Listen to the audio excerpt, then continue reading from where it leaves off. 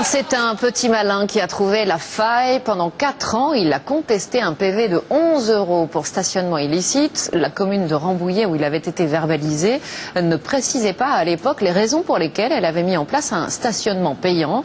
Il a finalement gagné en justice et d'autres villes sont aujourd'hui concernées. Valérie Gaget, Marie Cazot, Frédéric Bonne.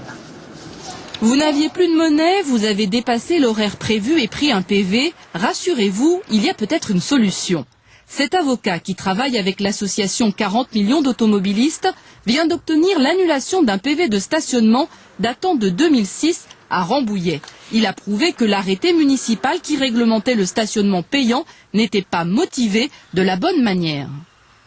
La seule motivation possible, la seule justification légale, c'est effectivement de faciliter la rotation des véhicules, partager le stationnement entre le plus grand nombre d'usagers possible. À Rambouillet, la motivation de l'arrêté municipal, c'était simplement pour se mettre en adéquation avec le passage à l'euro ou en raison de la modification périodique des tarifs de stationnement, ce qui ne signifie absolument rien.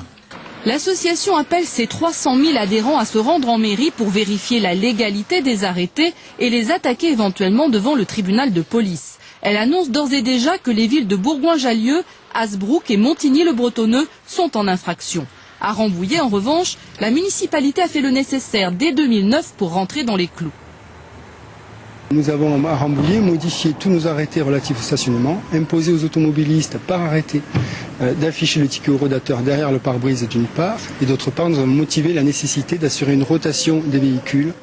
La récente décision du tribunal de Versailles ouvre les portes de la contestation aux automobilistes d'éplucher leur PV. Et si on ne veut pas payer de PV, on peut